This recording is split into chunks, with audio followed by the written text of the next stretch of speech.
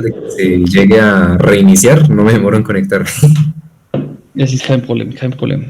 Vale. Me avisan si se está viendo. Ya se está cargando. Listo, ahí estamos viendo tu pantalla. Vale, ¿está lenta Super. o rápida? No, está rápido. Bueno. Caro, ¿está lista? Carolina. Sí, dale, empiezo.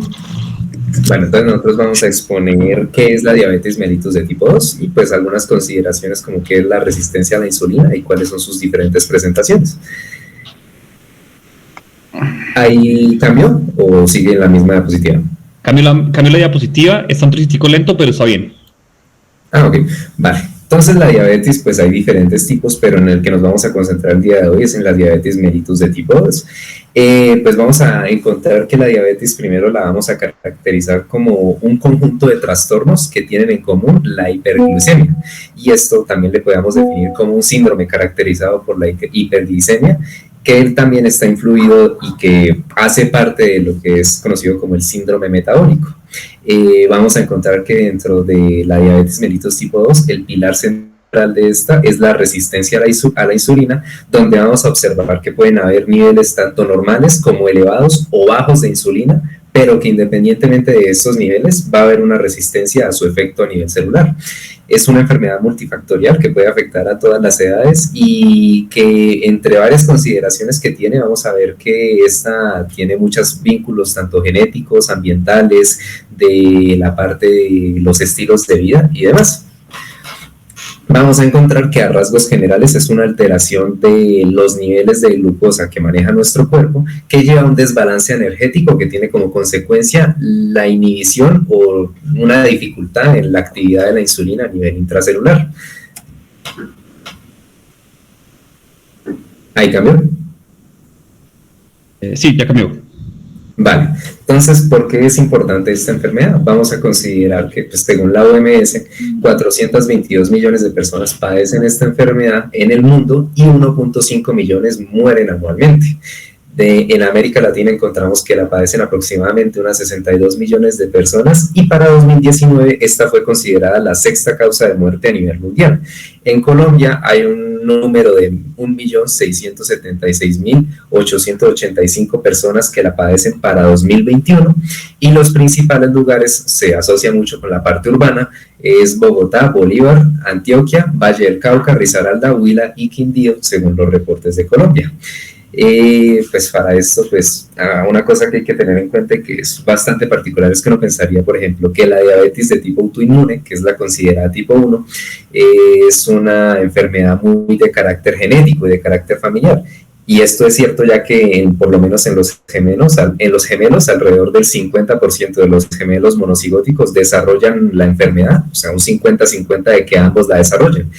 Pero en el caso de la diabetes mellitus de tipo 2, aunque no parezca porque tiene muchos factores que influyen en esto, los gemelos monocigóticos tienen una posibilidad de que ambos la desarrollen, una probabilidad de desarrollo entre el 90 y el 80% para ambos gemelos, lo cual pues entendemos que se vincula mucho tanto con los estilos de vida como con la parte genética y hormonal. Entonces vamos a ver que pues, los alimentos que nosotros ingerimos están compuestos por los principales macronutrientes que son los lípidos, los carbohidratos y los aminoácidos que componen las proteínas.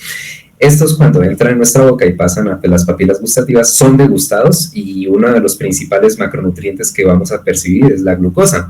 Los glúcidos, que son un tipo, son los llamados carbohidratos, en este caso la glucosa es un monosacárido ya que es una sola molécula, esta es percibida y la sensación que esta genera a nivel del gusto y en parte también del olfato va a generar una serie de respuestas entre las que se van a aumentar, por ejemplo, el aumento de las secreciones gástricas para favorecer la digestión y va a haber vías dopaminérgicas saturadas que van a favorecer que haya cierta desencadenante de placer al consumir estos alimentos, ya que estos alimentos son altamente energéticos y lo principal de esto es que la glucosa, aunque no sea la que más calorías tiene por gramo, es la que más fácil es de utilizar y que menos tiempo le toma al cuerpo a metabolizar para utilizarla. Esta es la principal fuente, que es la fuente alimenticia. Sin embargo, nosotros de forma evolutiva hemos desarrollado herramientas para almacenar glucosa en nuestro cuerpo. Estos son las reservas de glucógeno, que las encontramos principalmente a nivel hepático y a nivel de los músculos, el glucógeno hepático y el glucógeno muscular. El muscular, pues que sirve principalmente como fuente nutricia para los músculos durante la actividad física. Y en el del hígado, que es el que nos va a permitir mayoritariamente lo que es aguantar con unos niveles normales de glucosa en sangre durante el tiempo de ayuno prolongado. Esto pues se va a desarrollar gracias a que el cerebro va a liberar durante el ayuno prolongado neurotransmisores como la epinefrina, que van a descomponer ese glucógeno y mantener los niveles de azúcar en sangre.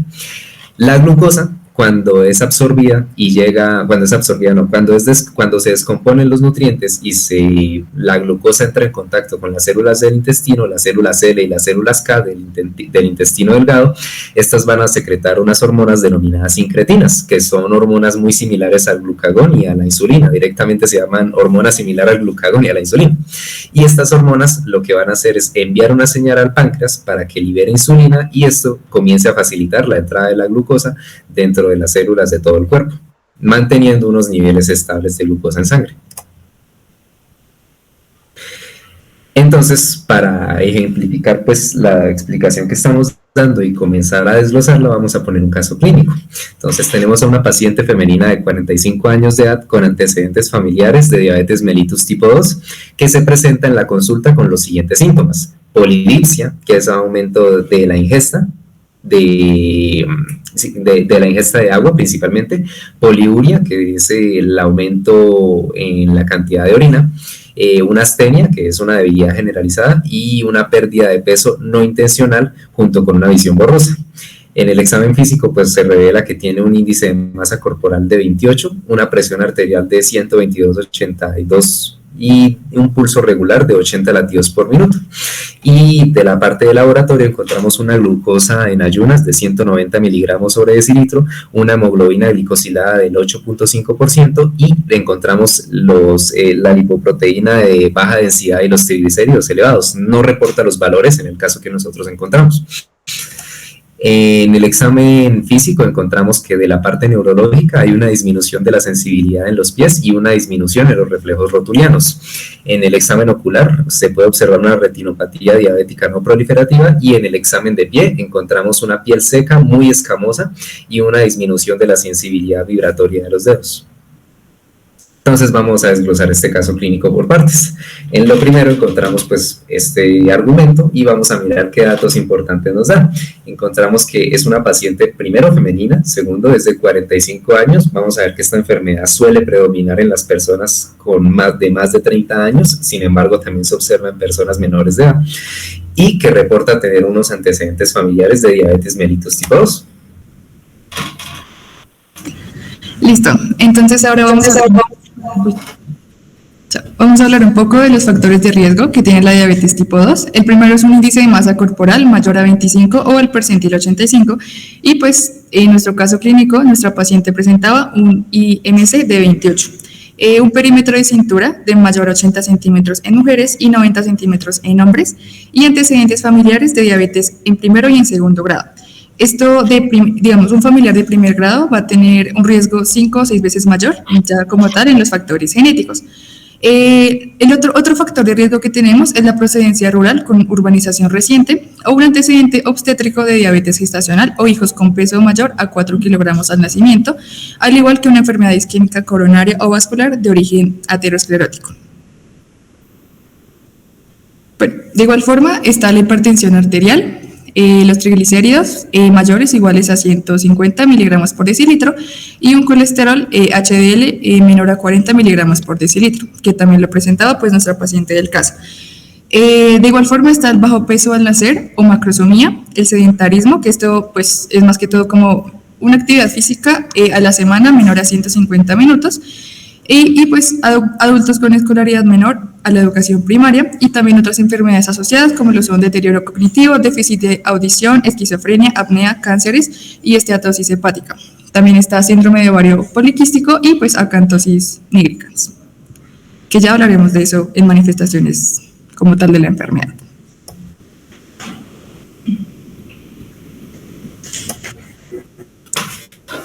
Listo. Acá tenemos como las pruebas diagnósticas que tiene la diabetes tipo 2. Entonces, bueno, lo dividimos así en prediabetes y diabetes. Entonces, la primera es una glicemia en ayunas. Tenemos que generalmente tiene que ser menor a 100 miligramos por decilitro, pero si está de 100 a 125 podemos decir que está en un rango de prediabetes, pero si está más de 126 miligramos sobre decilitro ya podemos clasificarlo como diabetes. Después está la prueba de tolerancia a la glucosa, esta es de 75 gramos, tiene que estar menos de 140, si está de 140 a 200 miligramos por decilitro, esta se clasifica como prediabetes, y si está más de 200 miligramos sobre decilitro, está diabetes. Ahora, la hemoglobina glucosilada generalmente tiene que ser como menor a 5.7, si está entre 5.7 a 6.4%, lo clasificamos como prediabetes, y si está mayor o igual a 6.5%, diabetes. Acá hay otra cosa, y es que digamos, si a un paciente le tomamos una glicemia al azar y está pues a mayor a 200, y además de esto va a presentar otros síntomas de los cuales ya les hablaremos más adelante, ya se clasifica directamente como diabetes. Acá hay otra cosa, y es que al menos 2 de estas pruebas tienen que estar alteradas para clasificarlo como diabetes tipo 2. Si solamente una de estas pruebas, ya sea glicemia, la prueba de tolerancia o la hemoglobina glucosilada, sale alterada, se repite la prueba para pues, un diagnóstico confirmatorio. Vale. Entonces, en cuanto a la presentación clínica, la mayoría, pues más del 90% de los casos suele ser asintomática, pero pues sí tiene unos valores de glucemia altos, o sea, solamente va a existir una hiperglucemia. En ya otros síntomas está la poliuria. Esta poliuria se da porque, digamos, en un estado de hiperglucemia, la glucosa, sabemos que la glucosa pues es una molécula osmóticamente activa, entonces va a traer el agua de las células y esto va a aumentar el compartimiento intravascular y pues a la vez va a ser como que sea mayor el volumen de riñón y mayor la tasa de filtración glomerular, por tanto, mayor cantidad de orina. También tenemos la polidipsia, que va a ser esa sensación de sed, la polifagia, que va a ser como ese apetito grande pues, que tienen las personas. Esto precisamente se da porque como la glucosa no va a entrar a los tejidos, estos van a como de cierta forma como a pedir glucosa y van a estimular el mecanismo del hambre. Y pues la pérdida de peso también se da, como lo decía pues mi compañero, por la gluconeogénesis de ácidos grasos y proteínas, pero pues generalmente no es muy común en diabetes tipo 2, generalmente se da en diabetes tipo 1. También hay otra presencia de enfermedades que acompañan la diabetes, que es la obesidad, la hipertensión y la dislipidemia.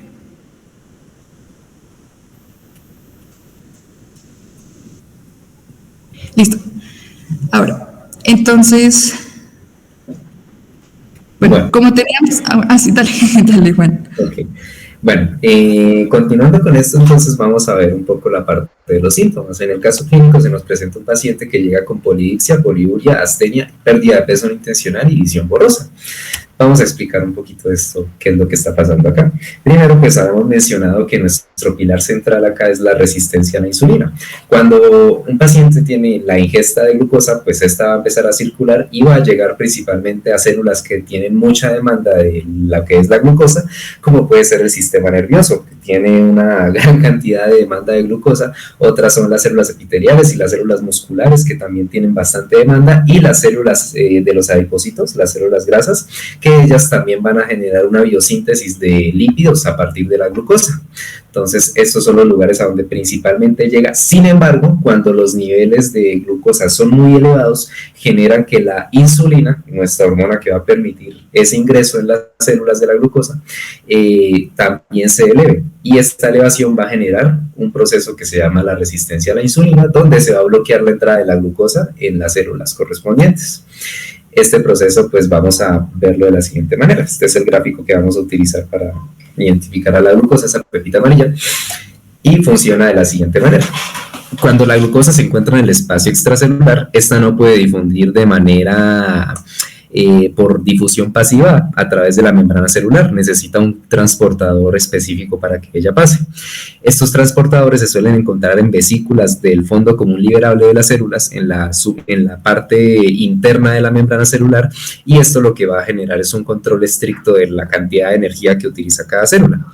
Para esto entonces va a existir la hormona insulina, que es esta de color café que vemos acá, que lo que va a hacer es que va a llegar y se va a unir con su receptor, el receptor de insulina, que es un tetrámero, que va a desencadenar toda una cascada de señalización que tiene muchas vías en común, que lo que va a permitir es que los canales de transporte de glucosa, como pueden ser los GLUT, lleguen a la membrana celular y permitan la entrada de la glucosa, y entre mayor cantidad sea los receptores que se encuentran en la membrana, mayor va a ser el paso de glucosa.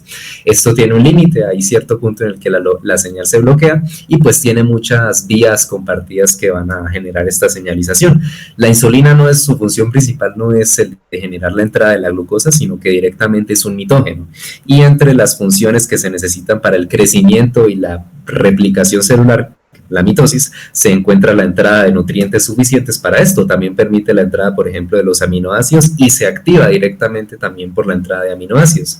Esta ruta que viene acá representada es la ruta de las MAP quinasas. Esta proteína verde acá es RAS, la proteína oncogénica RAS, y esta que tiene una I aquí en el centro es el IRS, que es la proteína de acoplamiento común de la insulina, que va a generar que todas las rutas es muy grande y permite que hayan muchas vías en común. También está la vía del fosfatidilinositol trifosfato y el DAC, el diacilglicerol, entre las que tiene acá en común. ¿Qué es lo que va a pasar entonces en la resistencia a la insulina? Vamos a encontrar que por múltiples factores, esta cascada de señalización, principalmente a nivel del IRS, este receptor de acoplamiento, va a ser bloqueado. Y al ser bloqueado, no se va a permitir la llegada de los receptores a la membrana, generando que la mayor parte de la glucosa se vaya a quedar en el espacio extracelular, haciendo que la célula entre en un estado de inanición que va a generar múltiples cosas, como lo que va a ser la descomposición de los lípidos para utilizar energía, o estados en donde se favorece, por ejemplo, la autofagia y la destrucción de organelos, como puede ser la mitofagia, la destrucción de mitocondrias. Entonces, la razón por la que se da esta resistencia a la insulina van a ser 5 principales, que son, primero, la saturación de la señal. El receptor de la insulina y pues toda la cascada de la insulina tiene como blanco final esta proteína acá que se llama la proteína quinasa C o PKC, que es el principal encargado de silenciar la actividad de estas proteínas. Lo que hace es que las fosforila y las bloquea. Por ende, tiene un mecanismo autorregulatorio que cuando los niveles de insulina se elevan y su vía se va a saturar, pues va a generar que se silencie todo este proceso y va a impedir que siga entrando glucosa en las células. La ausencia prolongada de la señal de la insulina también lleva a que por el lado de la vía de la AKT-quinasa, por ausencia de nutrientes, se genere un silenciamiento temporal a la sensibilidad a la insulina. Los ácidos grasos libres, que se dan pues cuando empieza, por ejemplo, en estados prolongados de ayuno, que se liberan los ácidos grasos para empezar a formar glucosa a partir de la beta oxidación de ácidos grasos, va a permitir también que se silencie esta vía la insulina, el estrés oxidativo y las proteínas mal plegadas. Esto lo vamos a ver principalmente en el hígado, también por el aumento de los lípidos, por ejemplo, en la esteatosis hepática o el hígado graso. Esto va a generar una inflamación localizada que va a generar daños en la célula, que generan estrés oxidativo y proteínas mal plegadas, que desencadena este estado en el que la célula no puede empezar a hacer mitosis y por ende se vuelve insensible a la insulina.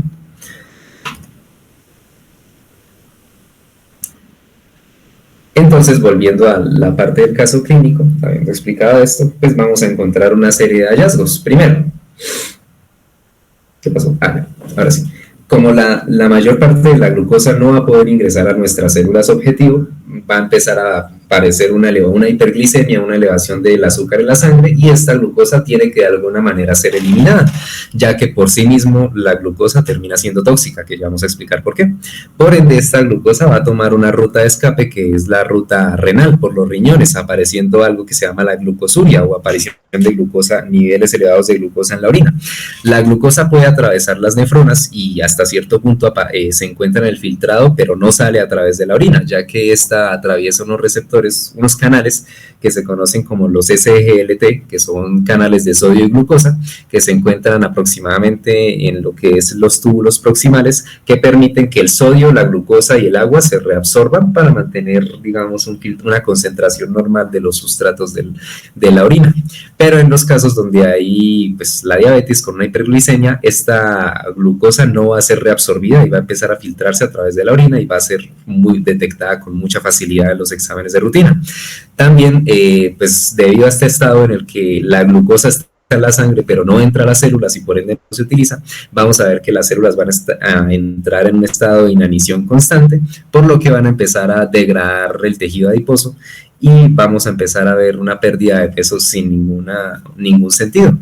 Esto pues vamos a vincularlo también, por ejemplo, a la polidipsia, la ingesta aumentada de líquido debido a la deshidratación severa que está cursando por el filtrado de la orina con glucosa, y que vamos a tener, por ejemplo, pérdida crónica de iones, lo que puede generar, por ejemplo, el coma diabético no cetogénico, que se da por una pérdida constante, un estado de deshidratación severo por la pérdida de iones, o otros casos como la osteoporosis en ancianos. Ya yéndonos a la parte del examen físico y la visión borrosa, vamos a encontrar pues que hay tres estados protagonistas, tres grupos protagonistas que van a ser el factor de crecimiento vascular endotelial, el factor de crecimiento transformante beta y las interleuquinas proinflamatorias 1 y 6. Estas proteínas van a interactuar, por ejemplo, el factor de crecimiento vascular va a interactuar con los ácidos grasos libres que se liberan por esa resistencia a la insulina y con la misma glucosa, con unos estados de glucosilación tardíos que se llaman, por ejemplo, el gliaxol, que son degradados de glucosa, y esto lo que va a generar es que haya formación aberrante de vasos sanguíneos en múltiples tejidos. Uno de esos es la retina. Entonces nos vamos a la parte de en la parte ocular, la retinopatía diabética. En este caso pues es no proliferativa, pero cuando es proliferativa vamos a encontrar que aparecen múltiples vasos sanguíneos que impiden la llegada de la luz y también la buena distribución de nutrientes en la retina. El factor de crecimiento transformante beta, entre otras cosas, lo conocemos porque tiene mucha influencia en lo que es la formación de las placas de ateroma durante la aterosclerosis. Entonces, vamos a ver que cuando aumenta la cantidad de ácidos grasos libres, lo que se puede observar, por ejemplo, en el aumento de las lipoproteínas de baja densidad, vamos a encontrar que aparecen unos macrófagos especiales que se llaman los macrófagos scavengers, que se van a encargar de comerse estos ácidos grasos libres y van a secretar este factor de crecimiento transformante beta. Esto lo que va a hacer es que células musculares lisas de la capa media de los vasos sanguíneos empiecen a migrar a la parte interna, a la capa íntima del vaso sanguíneo y se diferencien en miofibroblastos y formen la placa de ateroma, que se va a empezar a llenar de grasas como si fuera una especie de fibrosis que forma una placa. Y esto va a llevar a la aparición, por ejemplo, de trombos y de patologías isquémicas, como puede ser la falta de llegada de riego sanguíneo a los nervios, lo que se asociaría con la pérdida de sensibilidad en las extremidades, como puede ser los pies, y los reflejos, como puede ser el reflejo rotuliano de esta paciente. La piel seca, por su parte, pues la podemos asociar ampliamente con la deshidratación severa que sufren estos pacientes, y entre otras cosas, pues, en la parte de la retinopatía no proliferativa, pues vamos a ver que esta se puede ocasionar por trombos que llegan y generan isquemia en los vasos sanguíneos de la retina, generando necrosis de esta. Pues también está lo de las interleuquinas, que pues van a exacerbar estos estados inflamatorios a nivel general en todo el cuerpo, generando la retinopatía, que les decía, y la placa de ateroma.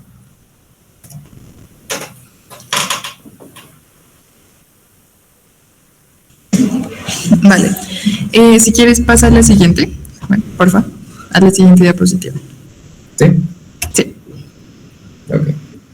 Listo. Entonces ahora vamos a hacer un poco de énfasis en qué preguntar para diagnosticar diabetes mellitus tipo 2, perdón. Listo. La primera pregunta es ¿cuáles son los síntomas actuales? Vamos a preguntar estilo de vida, factores de educación, culturales, psicosociales, patrones de alimentación, estado nutricional y antecedentes de peso. Vamos a tener otros antecedentes como lo son piel o infecciones de pies, cavidad bucal o genitourinarias, medicamentos que puedan afectar los índices de glucemia, afecciones endocrinas y alimentarias, antecedentes familiares de diabetes y otras afecciones endocrinas. Y pues antecedentes gestacionales, como lo habíamos dicho pues en un principio, dentro de los factores de riesgo, que pues estaba un parto de un niño con peso mayor a 4.5 kilogramos o complicaciones dentro del embarazo.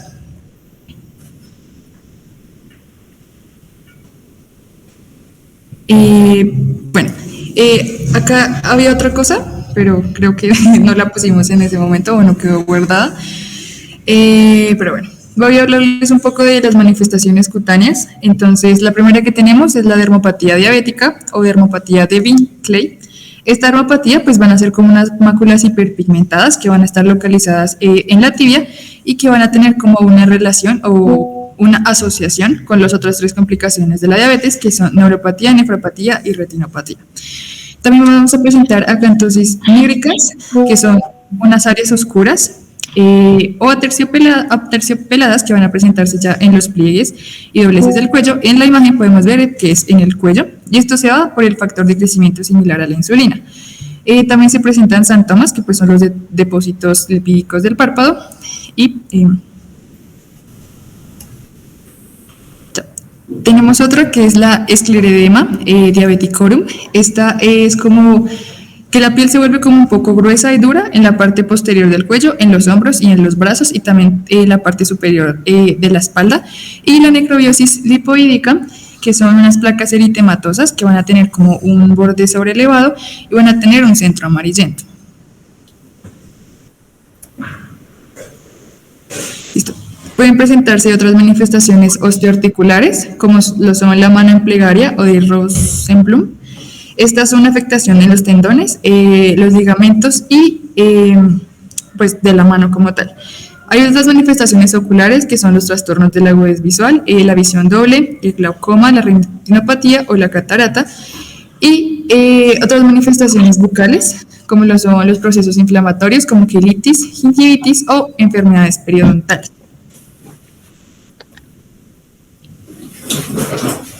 Y pues ya presentamos como otras complicaciones, como ya son la nefropatía diabética, neuropatía diabética, enfermedad cardiovascular, hipertensión arterial y las dislipidemias.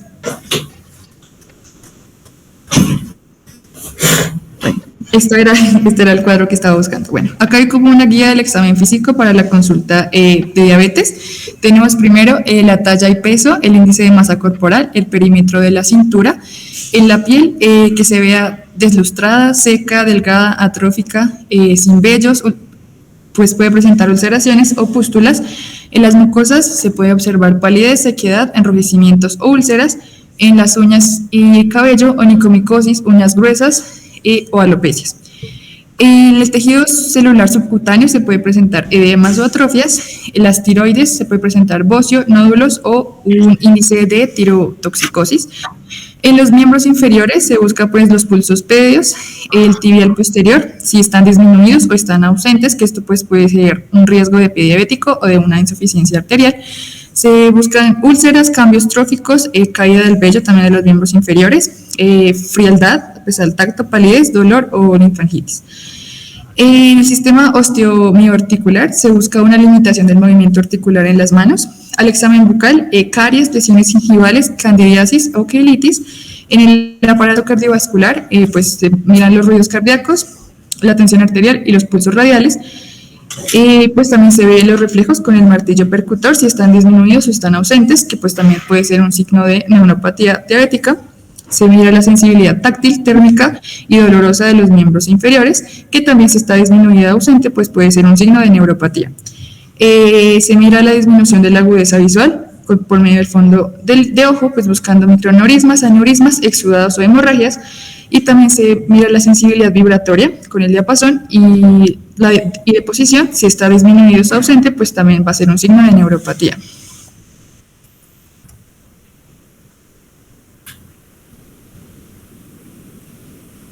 Listo. Ahora, en cuanto a la continuación de nuestro caso clínico, tenemos que la paciente logra controlar el nivel de glucosa en sangre y se reducen los riesgos de complicaciones.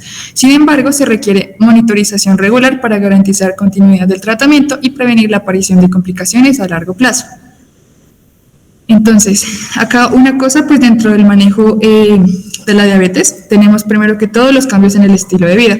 Entonces está la dieta saludable, la actividad física regular y el abandono del tabaco.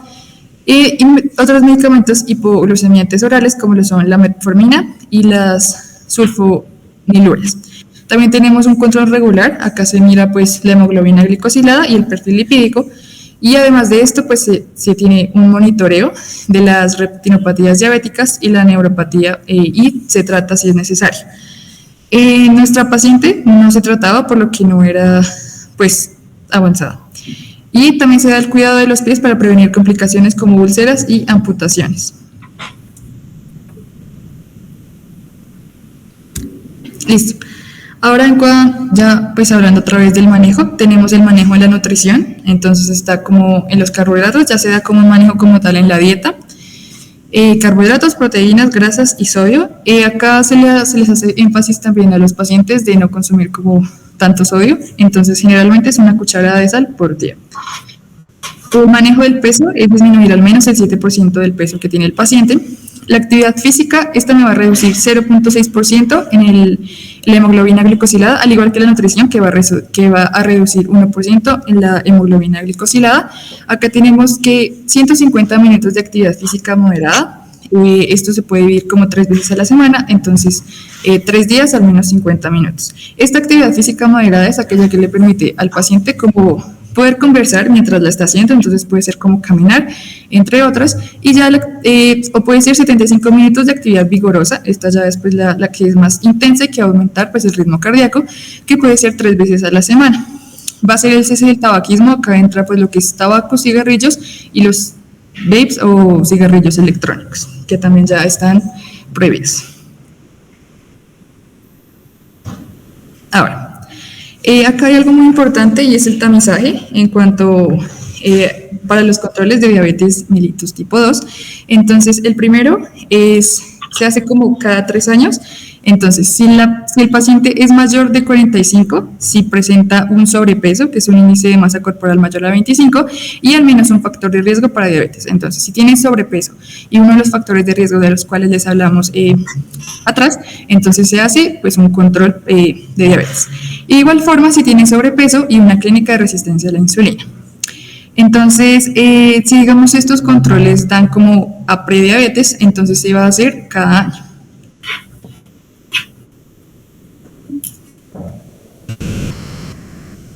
Listo. Ahora en cuanto, valoraciones de laboratorio, ya sabemos que va a ser la glicemia, la hemoglobina glicosilada y el estudio de hemoglobina, glicosilada y la carga de 75 gramos.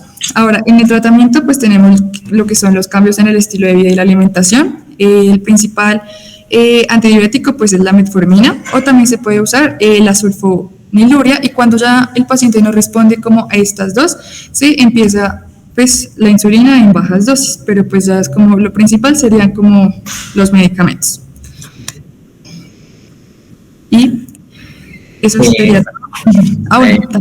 Teníamos algunas cuestiones, ya para finalizar, habían algunos cuestionamientos que pues queríamos tratar de resolverles. El primero de estos era, pues como vimos, gran parte del proceso pues de la fisiopatología está vinculado a la obesidad.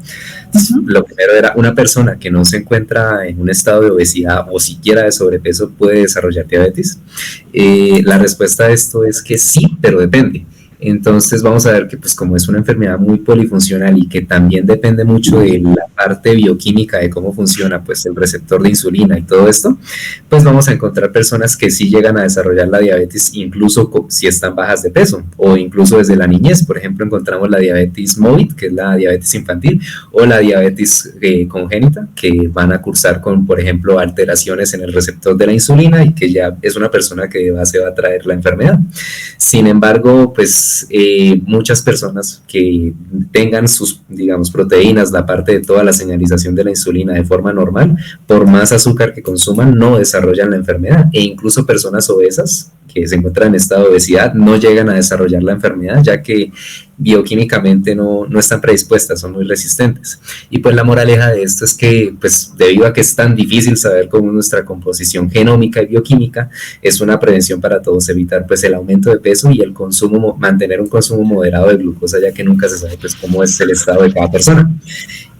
Adicionalmente, lo otro era si se puede llegar a curar la diabetes mellitus tipo 2, y aunque la respuesta estaba compleja, pues es un término que se llama la reserción del estado diabético, y es que si en alguno de estos casos con diabetes, pues así sea compleja, hay un control o una vuelta al estado bioquímico normal de la persona, donde no haya una sensibilidad normal a la insulina, podríamos considerar que esta persona llega al estado de curación y se mantiene en un buen estado físico si mantiene estas conductas, y se mantiene con una persona que no estuvo previamente enferma, pero sigue teniendo un aumento en el riesgo de recaída.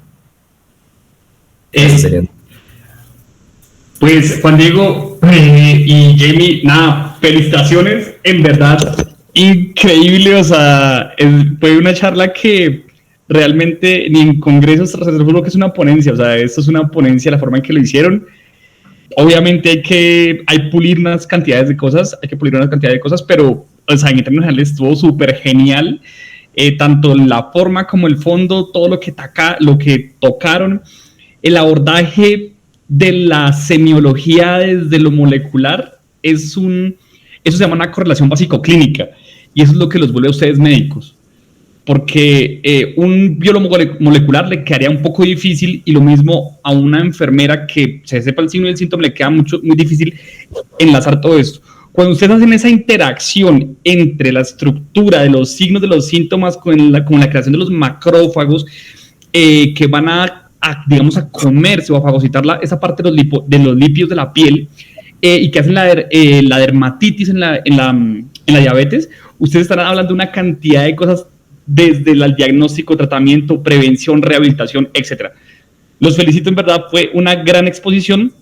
Entonces, pues antes digamos, de resolver ahí, de hacer unos debates chiquiticos, quería hacerles unos apuntes en primera, ¿no? En primera, nada, súper genial la explicación de la resistencia a la insulina. Eso es lo que quiero que ustedes tengan en claro para todo endocrino. O sea, si ustedes se dan cuenta, de ahí de la resistencia a la insulina, sale una cantidad de signos y síntomas y sale una cantidad de fisiopatología tremenda en cada cosa. Vamos a hablar, digamos, del pleiotropismo que puede generar la insulina a través del almacenamiento de lípidos y de grasa amarilla. Vamos a ver cómo esa insulina también afecta los circuitos cerebrales que les haya hecho en el hipotálamo, que controlan ciertos sistemas del afecto y pueden digamos, ocupar, inclusive pueden activar o ocupar el sitio de unión al receptor de la leptina, generando una disociación, una disrupción en el apetito, generando ansiedad, generando depresión, etc. Cómo esto genera toda la base fisiopatológica para poder entender el daño cardiovascular que hace la diabetes mellitus tipo 2, no solo pensando en que es el azúcar el que está haciendo el daño, es que el aumento de la insulina también nos está generando una cantidad de problemas y la misma resistencia biomolecular que está generando esto. Me encanta, súper. En ese pedacito omitimos también hartas cosas, que la enfermedad es bastante amplia, ¿no? Es que no, total, ejemplo, pero dime, claro. En ese pedacito de la parte pues neurológica y cardiovascular, otras cosas, por ejemplo, que omitimos es que la insulina directamente interactúa con la vía de la renina-angiotensina-aldosterona, generando hipertensión. Sí. Entonces, eso es otro vínculo que tiene con la enfermedad coronaria. Y es que ahí vemos una cantidad de cosas. Yo por eso les decía, me encantaría hacer de pronto un estudio, yo sé que es muy ambicioso y es una hipótesis muy friki, pero porque ya hay estudios que te muestran que obviamente sí, el aumento del sodio te genera hipertensión, pero hasta qué punto si un paciente que consuma sodio en cantidades por encima de lo recomendado de las guías, que son más o menos 4 gramos por día de sal, el tope máximo, y eso que casi nadie lo consume realmente, ¿qué, digamos, versus eso tendría el consumo de azúcar? ¿Hasta qué límite?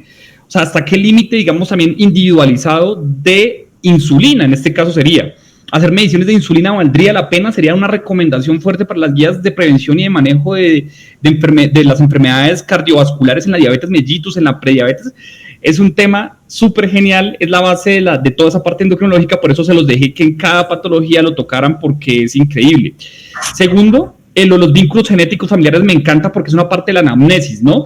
Si yo sé que mi papá o mi mamá o mi abuelo o mi hermano tienen diabetes mellitus tipo 2, yo tengo un factor de riesgo fuerte, más que muchos estudios varían desde un 40% hasta un 80% si papá y mamá son diabéticos, ¿cierto? Entonces vemos que no solo la diabetes, o sea, tiene un componente de hábitos de vida muy importante, o sea, el Homo sapiens no está adaptado a consumir la salvajada de azúcar que le mandamos en ayunas o que le mandamos entre comidas, porque es que el Homo sapiens hace 10.000 años no tenía acceso a azúcar refinada, o sea, es un índice glicémico altísimo que se le está colocando a un páncreas que evolutivamente no está adaptado a esto. Entonces vemos que también unas conductas, digamos, socioculturales en familia y que es una enfermedad que se tiene que manejar en familia. Si el diabético no le quitamos el azúcar de base, si no le quitamos si no ayudamos a manejar la resistencia a la insulina en casa, no hacemos lo mismo, no podemos hacer mucho. Me encantó esta parte del aumento de las incretinas, del factor similar a la insulina y al glucagón, porque es que eso es parte de la fisiopatología que a veces se escapa y que conduce a todo este daño metabólico y que es sensacional.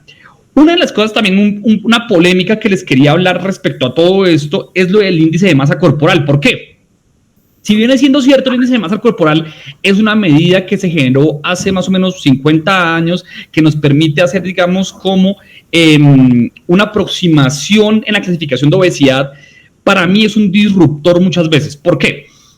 Porque es que aquí lo que importa no es el peso. Para mí, aquí lo que me importa es la cantidad de masa muscular que tenga ese paciente, ya sea para disminuir su resistencia a la insulina o para, digamos, un paciente que tenga una buena cantidad de ganancia muscular, sin esteroides, sino sana, versus un paciente que le llamamos un flaquigordo, que puede ser un paciente completamente normal, en un peso normal, pero tiene un alto porcentaje de grasa en su cuerpo, de grasa amarilla principalmente, que no es grasa parda, eso lo hablaremos después. Entonces, vemos una cosa, el índice de masa corporal nos orienta hacia unas cosas, pero hay que individualizar muy bien cada paciente, porque aquí lo que nos interesa saber realmente es su estado bioquímico, y un reflejo de eso va a ser su masa muscular, su porcentaje de masa muscular, que es con lo que estamos trabajando últimamente. Un ejemplo grande de esto es un paciente o las personas, los deportistas de alto rendimiento que hacen sumo. Los deportistas que hacen sumo, ustedes los ven gordos, obesos, pero dentro de esa obesidad tienen una masa muscular que les ayuda a adaptarse a ese consumo de grasa y ese peso que necesitan para desarrollar su deporte.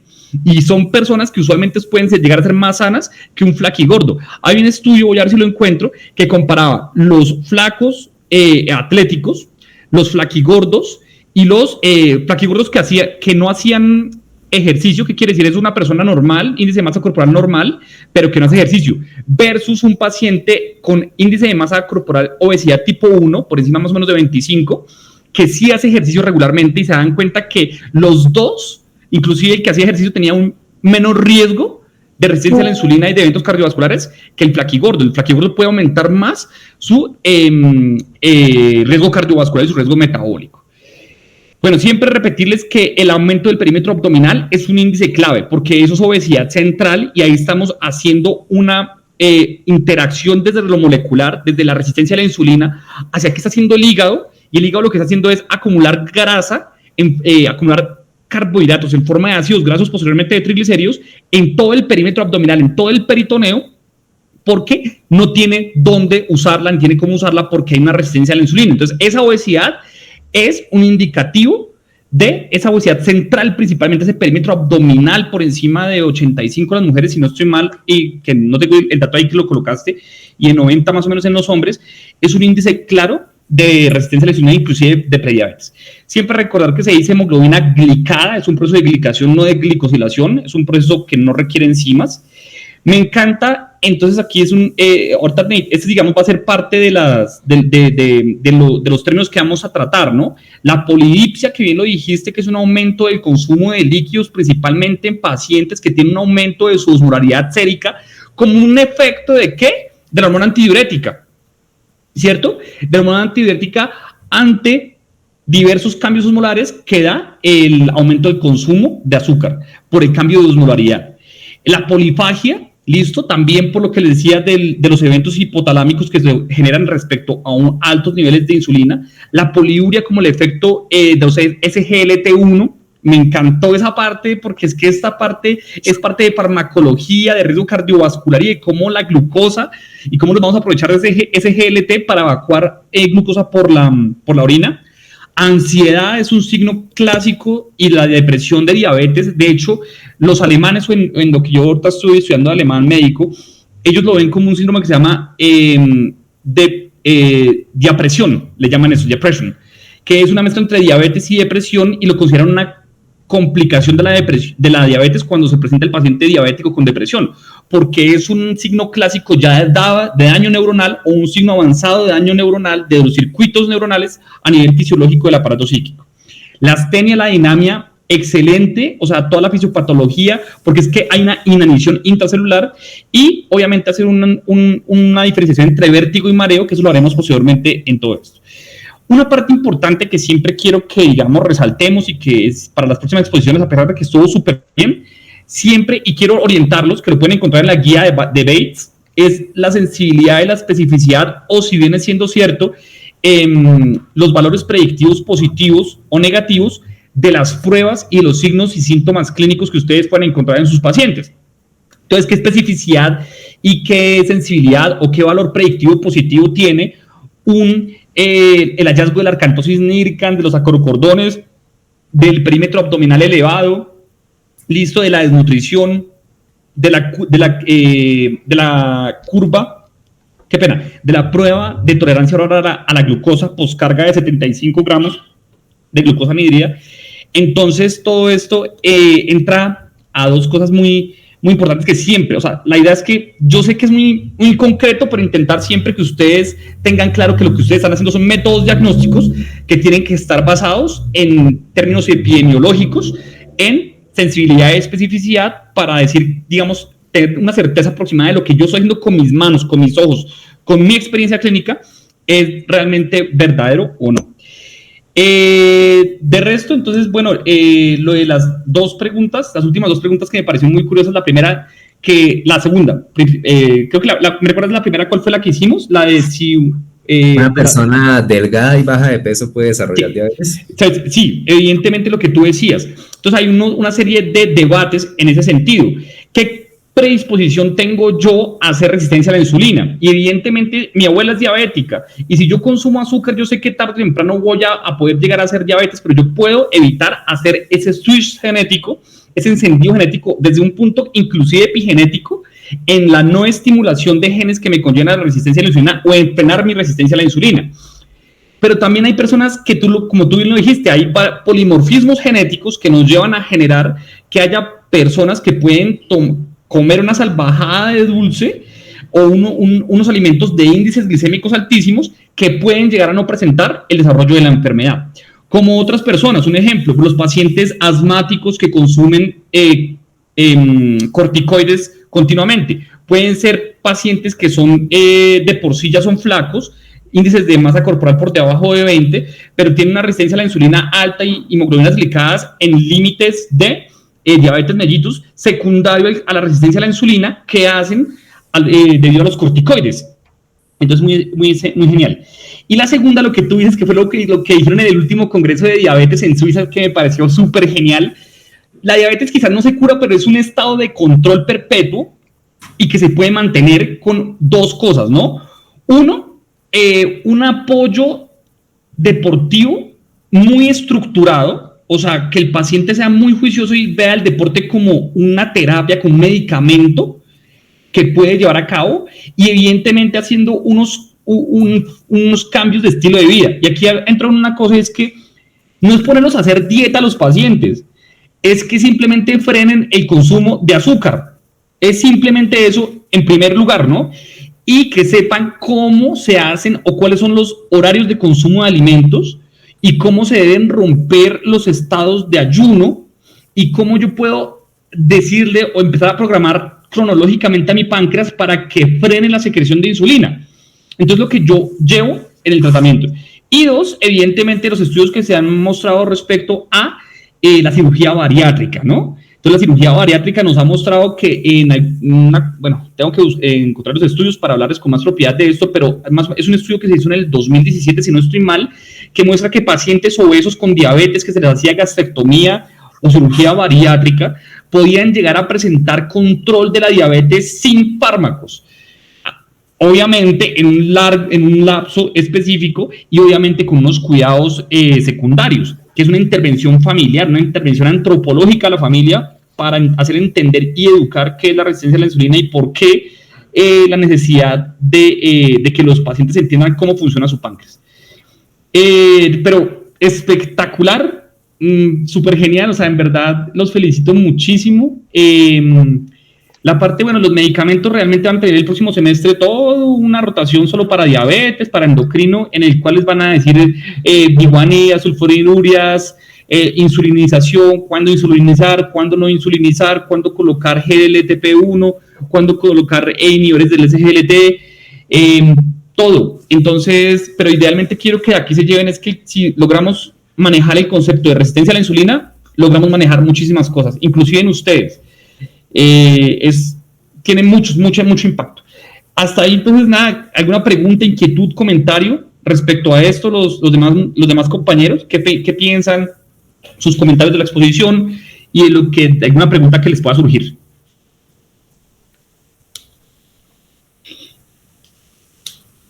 Nada, ¿todo bien?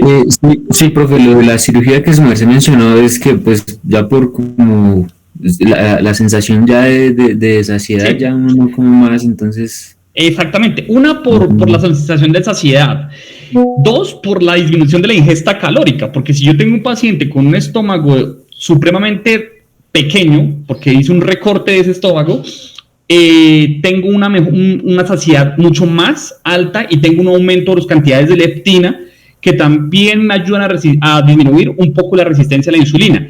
Y tres, el vaciamiento gástrico se puede llegar a volver un poco más rápido y en ese sentido no da tiempo para que se absorba la cantidad de insulina que llega al duodeno en algunos pacientes. Entonces sí, hay muchísimos factores que influyen en esto, tanto fisiológica como anatómicamente. Es muy interesante lo de la cirugía bariátrica, que eso es lo que le llaman ahora la nueva cirugía plástica de los cirujanos plásticos. Entonces sí hay estudios que muestran que puede mantener controlada la diabetes sin intervención farmacológica. Súper. Bueno, pues nada, felicitarlos. Pues obviamente los felicito y bueno, entonces el formato también está muy bueno. El caso clínico estuvo sensacional, estuvo súper bien explicado y muy didáctico. O sea, en realidad las diapositivas, me encantan esos muñequitos como en 2 dimensiones de los videojuegos de los 80. Luego me explican cómo lo hacen porque necesito aprender a hacerlo. Yo los dibujo. ¿Sí? Yo los dibujo. No jodas, ¿en verdad? Sí. ¿Cómo? Bueno, después me explicas, pero luego me da el tip porque no nos podemos llamar, pero nada. Entonces, felicitaciones. Recuerden, porfa, hacer la infografía con los puntos claves de todo lo que mostraron acá. Máximo 3 líneas, máximo 3 láminas. Para pasarle a cada uno de los compañeros, ¿listo? Entonces ahora vamos con diabetes, con hipotiroidismo para terminar la jornada de hoy y mañana poder hacer un acercamiento hacia todo esto, ¿listo? Entonces ya podríamos empezar a revisar un paciente con diabetes mellitus, con hipotiroidismo y con algunas enfermedades diabéticas. Y también algo que me encanta de diabetes es que involucra todo, involucra desde cerebro, corazón, riñón, hígado, piel, sistema nervioso periférico, todo. Entonces, ya podemos aquí avanzar muchísimo. Súper. Bueno, entonces, ¿quién sigue en el grupo de exposición de hipotiroidismo, por favor?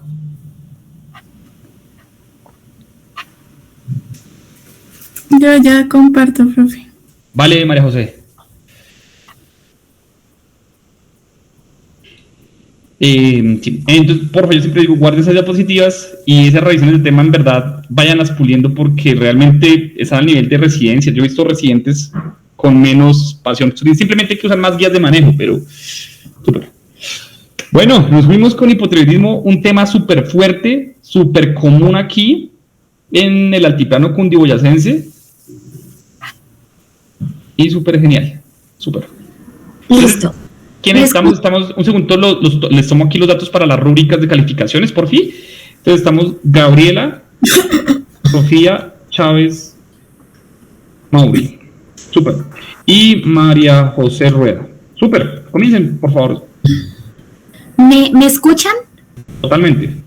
Listo. Entonces, queríamos comenzar como destacando que el hipotiroidismo aquí en Colombia se ha encontrado pues que hay una frecuencia de la enfermedad del 18.5% de personas que sufren de hipotiroidismo, que pues es bastante significativa considerando que los estudios de prevalencia acá en el país de esta enfermedad no han sido como muchos. Además, el hipotiroidismo pues se asocia a comorbilidades diversas como, no sé, hipertensión, dislipidemia, cardiopatía isquémica, y es por eso y muchas otras cosas que hoy María José y yo venimos a hablarles un poquito sobre hipotiroidismo, haciendo énfasis en la semiología, pero sin dejar atrás aspectos importantes básicos de la anatomía, patología y farmacología de la enfermedad. Entonces, para recordar acá un poquito de manera muy rápida, el sistema endocrino pues ya sabemos que está formado por un grupo pues disperso de glándulas, entre la cual está la famosísima tiroides, que está pues ubicada, recordemos, por debajo y por delante de la laringe, o sea, en la región cervical anterior, más o menos desde C5 hasta T1. Resulta que las células tirotropas de la hipófisis anterior liberan TSH, que se une a su receptor en las células epiteliales foliculares tiroideas, y esta es la que activa el receptor que se asocia pues a la proteína G, que hace que aumente la concentración de AMP cíclico, y pues todo eso hace que se promueva pues el crecimiento tiroideo y la secreción de la hormona tiroidea por sinasas dependientes pues de AMP cíclico. Embriológicamente pues la tiroides es una evaginación del epitelio faríngeo, y el lóbulo piramidal pues es un remanente embriológico de esto. Tenemos que la tiroides se puede ver afectada debido a afectaciones por liberación excesiva de hormonas tiroideas, por masas en la tiroides o por deficiencia de hormonas tiroideas, que esto es lo que nos compete, ya que el hipotiroidismo es una afección asociada a deficiencia de hormonas causada por pues alteraciones funcionales o estructurales en cualquier punto del eje hipotálamo, hipófisis, tiroides. Esto es importante y ténganlo en cuenta porque ya vamos a ver por qué, que pues van a interferir en la producción de estas hormonas tiroideas.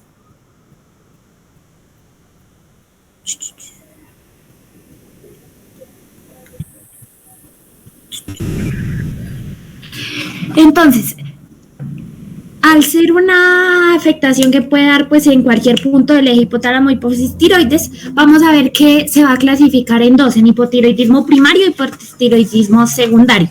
En el primario el problema va a estar en la tiroides.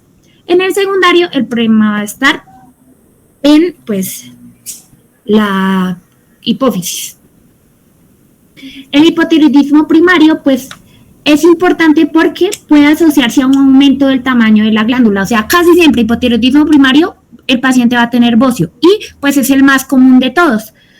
Pueden darse por causas congénitas, que es la causa número 1 en países donde hay deficiencia endémica de yodo en la dieta. Y aunque también pues se puede dar por errores en el metabolismo tiroideo a nivel de transporte de el yodo a los tirocitos o pues en la unión del yodo a los residuos de tirosina en la tiroglobulina. Y también muy raro se puede dar debido a agenesia o hipoplasia, que está relacionada con alteraciones a niveles de los genes AXOX y FOXC1.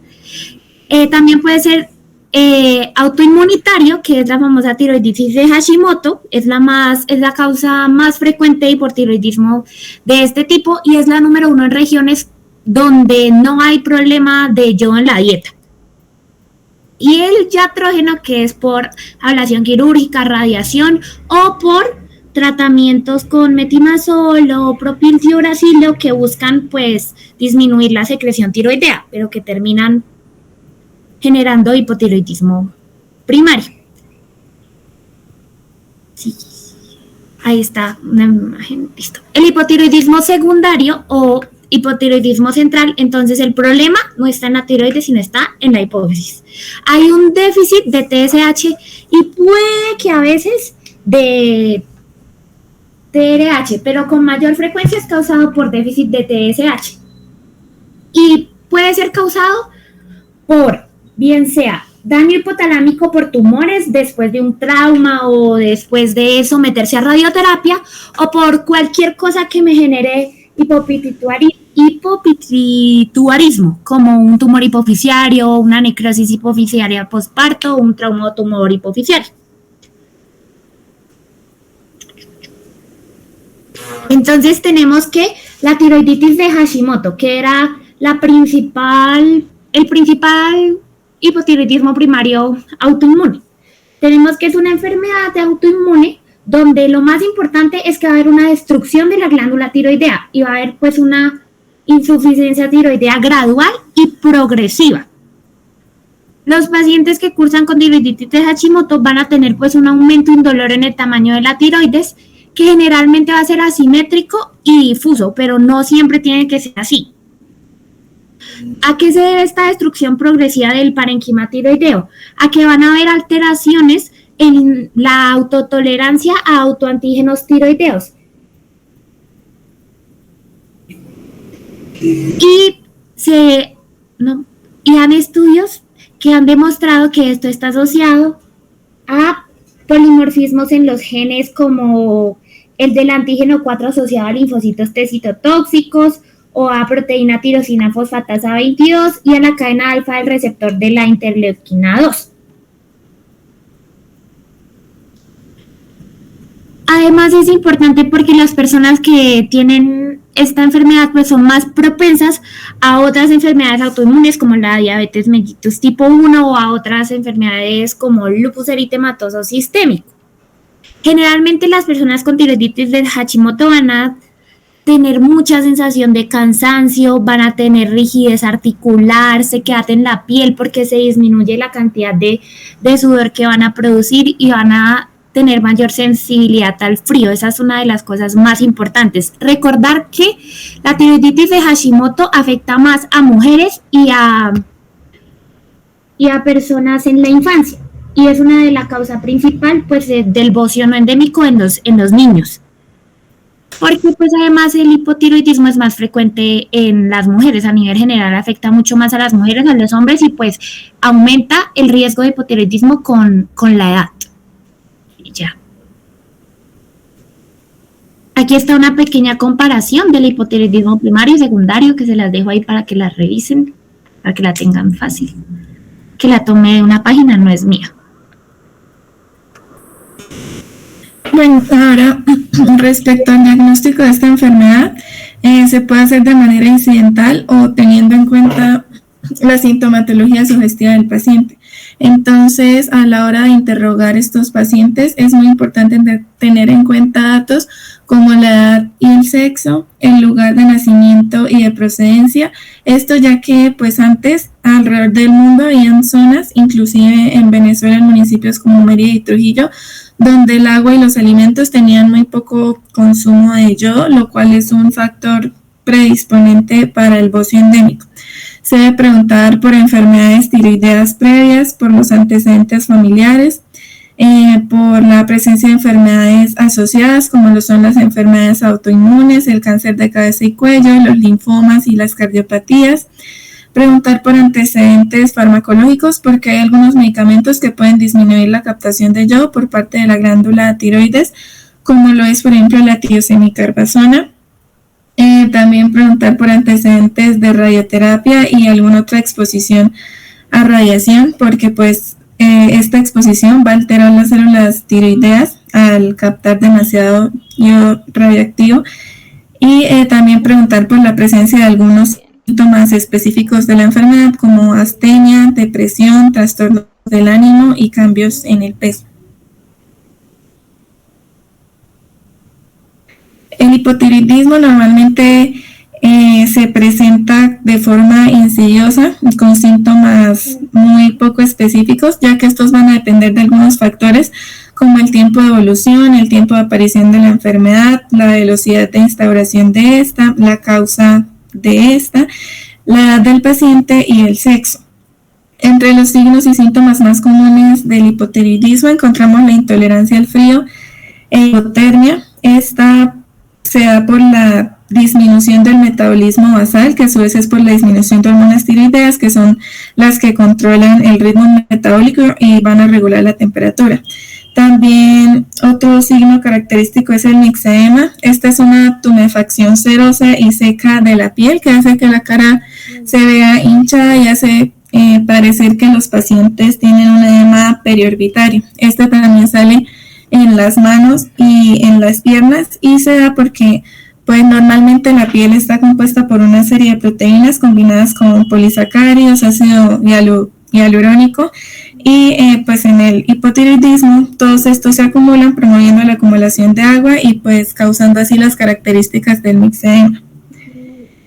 Otro signo es la caída del cabello, porque entre las funciones de las hormonas tiroideas se encuentra la producción celular, el desarrollo de folículos y la regulación de ciclos capilares. Entonces, en estos pacientes se extiende la fase telógena, que es la fase de caída del cabello, y se retrasa la fase anágena, que es la del crecimiento del mismo. También van a presentar aumento de peso en muchos casos. Esto es porque el déficit de producción de la hormona, pues de las hormonas tiroideas, al afectar el metabolismo y la temperatura, también van a disminuir la quema de calorías y el gasto energético, lo cual va a llevar a que estos pacientes almacenen grasas y también va a provocar el aumento de la concentración de colesterol en sangre. Respecto a esto, el hipotiroidismo puede llevar a una coronariopatía como consecuencia de la hipercolesterolema, que es muy frecuente en esta enfermedad.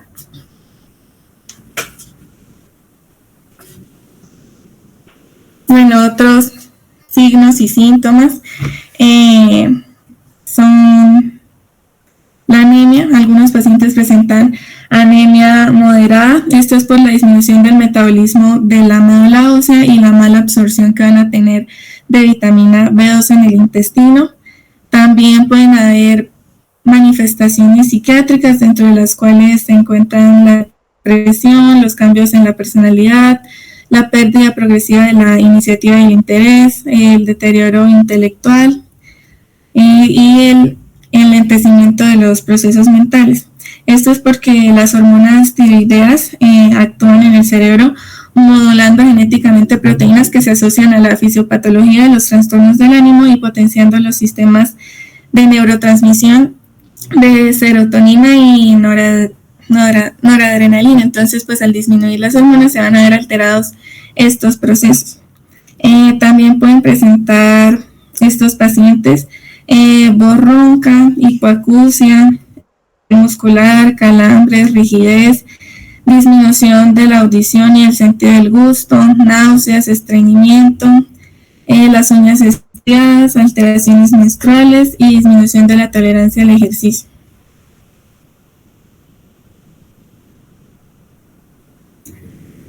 Bueno, el examen físico de la tiroides se realiza mediante inspección y palpación. Normalmente la tiroides no se aprecia en la inspección y prácticamente no se palpa si esta es de tamaño normal. Solo se logra su palpación con un especial cuidado y reglas muy precisas. Entonces, inspección se debe pedir que la persona mantenga la cabeza y el cuello en una posición normal y relajada, y así intentar observar la región anterior del cuello de frente y de perfil, esto con buena iluminación para poder detectar algún cambio en el contorno o la simetría. También hay que observar si hay alguna desviación en la tráquea, delimitaciones del cartílago tiroides y cricoides o algún aumento del volumen. Y luego se pide al paciente que extienda ligeramente el cuello hacia atrás y trague un sorbo de agua para ver el movimiento de simetría hacia arriba que tiene la tráquea. La segunda parte es la palpación. Para esto hay que pararse detrás del paciente y realizar la palpación de la tiroides usando la técnica de Quervain. Esta consiste en rodear el cuello con ambas manos, descansando los pulgares sobre la nuca y los 4 dedos restantes se ponen hacia los lóbulos de cada lado. Primero se colocan ligeramente los pulpejos de los dedos por debajo del cartílago cricoides para localizar y palpar el área del istmo. Y se repite esta maniobra mientras la persona traga para causar la elevación del istmo y permitir precisar más la textura de este, que es como de goma. Después de esto se pide que incline la cabeza ligeramente hacia el lado izquierdo. Se usan los dedos para desplazar la glándula en dirección lateral hacia el lado derecho para palpar el lóbulo derecho y pues se repite, se hace lo mismo del lado opuesto.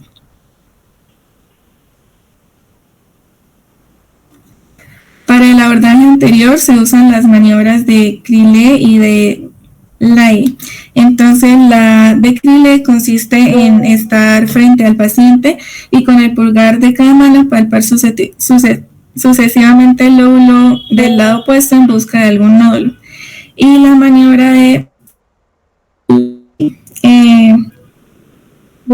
esta consiste en colocar el pulpejo de un dedo pulgar contra la cara, la tráquea superior y empujar hacia el lado opuesto para que el lóbulo del lado hacia el que se está empujando se exteriorice y pueda ser más fácil para palparlo con el pulgar de la otra mano. Esta maniobra también se completa pidiéndole al paciente que haga deglución. Estas técnicas de palpación de la tiroides tienen una sensibilidad del 61% y un valor predictivo negativo del 93%.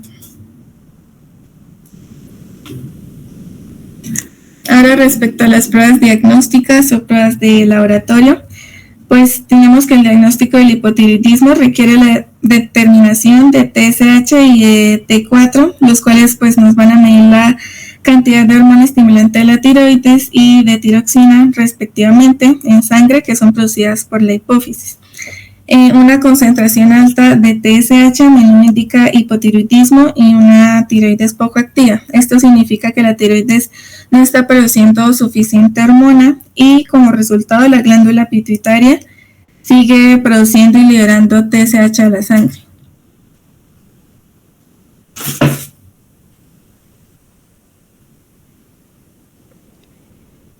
Bueno, normalmente la confirmación del diagnóstico de hipotiroidismo se hace cuando la TSH está sobre su valor normal, es decir, 4.5 miliunidades por litro, y la T4 se encuentra más baja de su valor normal, es decir,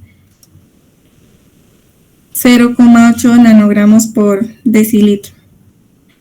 También hay otras pruebas diagnósticas, como la prueba de anticuerpos antitiroideos.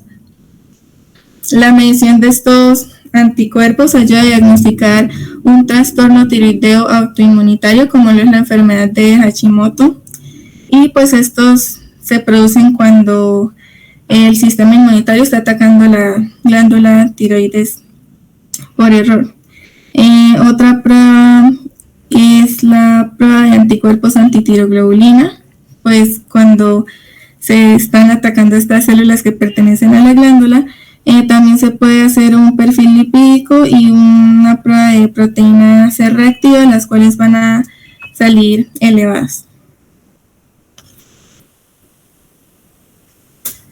En pruebas de diagnóstico por imagen encontramos la ecografía.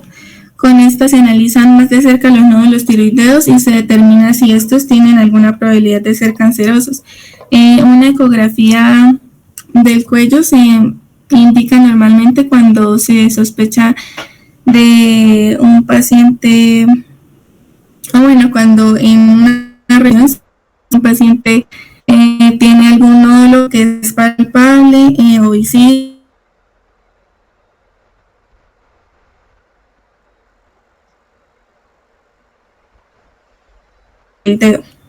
Y pues con esta ecografía se puede comprobar la estructura y la morfología de la glándula. Esta tiene una sensibilidad del 61.1%, un valor predictivo del 14,8%, un valor predictivo positivo y un valor predictivo negativo del 93%.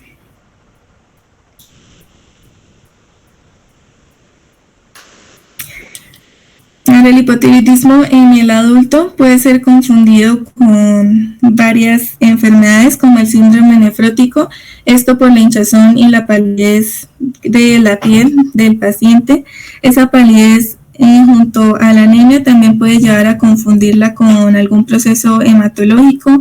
Se puede confundir también con depresión, estado perimenopáusico, trastornos menstruales, infertilidad, hipotermia, algún trastorno del sueño, obesidad, linfoma de tiroides, hipopituitarismo. Y en los niños se suele pensar que tienen algún trastorno del desarrollo intelectual o un defecto de crecimiento, lo cual en muchos casos se impide el diagnóstico temprano de esta enfermedad. Bueno, respecto al plan de manejo, se recomienda comenzar un tratamiento farmacológico en los siguientes casos. Cuando los niveles de TSH son mayores a 20 miliunidades por litro, cuando se encuentran los anticuerpos antitiroideos positivos, cuando hay presencia de ocio, cuando se presenta la unión de síntomas inespecíficos como la depresión, el estreñimiento y el cansancio. El tratamiento farmacológico se inicia con levotiroxina. Después de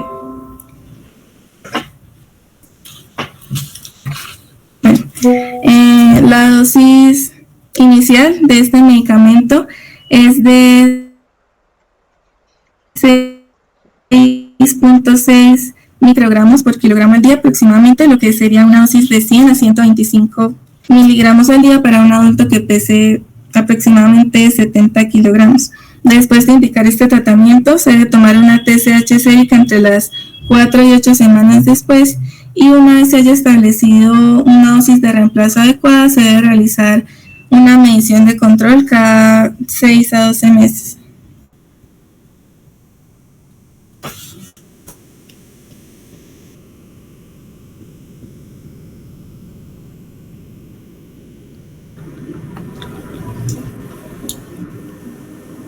Bueno, aquí queremos presentar un pequeño caso clínico como para tratar de integrar todo y que se nos quede más como en la mente. Yo voy a hacer unas preguntas al final. Si quieren responder, responden, y si no, pues respondemos nosotras, no pasa nada. Dice que es una paciente femenina de 57 años de edad que acude al servicio de prevención de riesgos laborales por parte de la empresa en donde ha trabajado como auxiliar de vuelo por más de 30 años. Refiere a astenia intensa con fatiga y cansancio, dolor en las articulaciones, intolerancia al frío, uñas quebradizas, cabello débil, aumento de peso sin cambios en la dieta, alteraciones digestivas con estreñimiento. También ha presentado episodios de mareos en 3 ocasiones, edema palpebral, con 8 meses de evolución aproximadamente. Llega con una prueba analítica de TSH de 63.43 y de T4 de 0.56. Y pues hemograma y bioquímicas normales. A la ecografía del cuello presenta tiroides de tamaño en el límite inferior de lo normal y los contornos un poquito lobulados. También tiene vascularización intraglandular y la vascularización intraglandular está un poquito aumentada. Entonces, siguiente, por favor. De antecedentes familiares, la madre es diabética, pero no hay historia de patología tiroidea. Y pues antecedentes personales. Migrañas, no fuma, no bebe, alérgica a la codeína, pero eso no. Y listo. Entonces, teniendo en cuenta todo, es hipotiroidismo, sí, pero ¿primario o secundario? ¿Qué creen que sea? A ver, chatos, ¿quién se anima?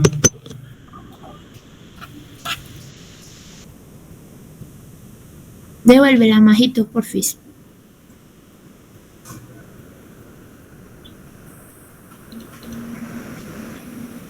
Ángel, Jamie, Valentina, Camilo, Nicolás, Juan, ¿qué piensan?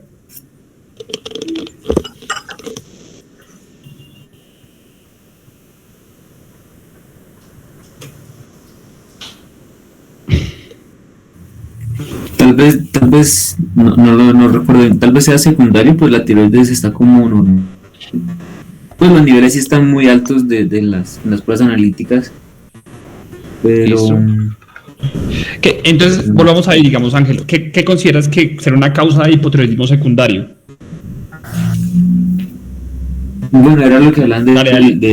era el error en la alteración de la hipófisis, ¿no? No era directamente Sí. en la Listo, entonces tiroides. y para que haya alteraciones en la hipófisis, se pueden hacer de dos formas. Bueno, eso lo haremos después.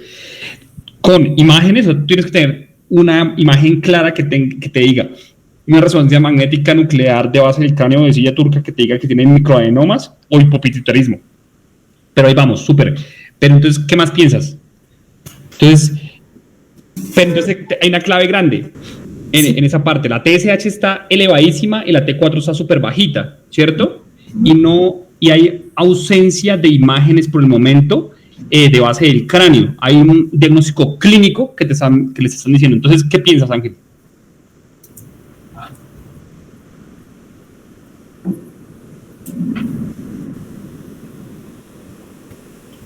Vamos, expriman esas neuronas.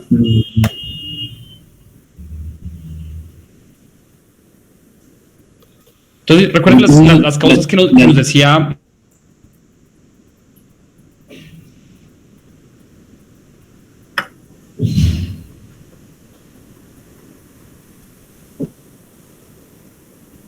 Tiroiditis de Hashimoto.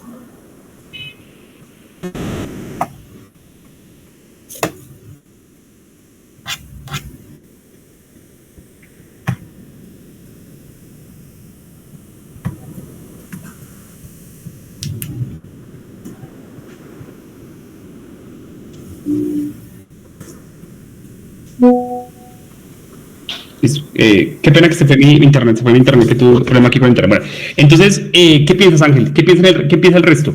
Entonces, causas secundarias, daño hipotalámico, tumores, exposición a radioterapia, hipopituitarismo secundario, trombosis posparto o lo que le llamaríamos un síndrome de Sheehan. ¿Qué más piensan? ¿Y las causas del primario cuáles serían? De lo que nos habló Gabriela y María José. ¿Qué piensas, Camilo? ¿Qué piensas, Valentina? Bueno, dale, Gaby, cuéntanos cómo lo desarrollaste. Pues nosotras llegamos a la conclusión de que era primario. ¿Por qué? Por el conjunto de signos y síntomas que nos están mostrando. Es una tiroiditis de Hashimoto. Tiene intolerancia al frío, dolor articular, cansancio, fatiga. No lo están cantando prácticamente. Además, por lo que decía el profe, que no hay imágenes diagnósticas para pensar en un hipotiroidismo secundario. Además, en los antecedentes familiares, dice que la mamá tiene diabetes. No nos dice cuál. Puede ser, sí, puede ser tipo 1, tipo 2, no sabemos. Pero lo más lógico es que sea tipo 1. ¿Por qué? Porque es que la hija tiene una enfermedad autoinmune, que es la tiroiditis de Hashimoto, ¿sí? Pero eso, hay una cuestión interesante, ¿no? Para que me digas que es Hashimoto tienes que tener una comprobación autoinmunitaria. ¿Qué comprobación en los paraclínicos de tu caso clínico tienes? Eso, vamos para allá.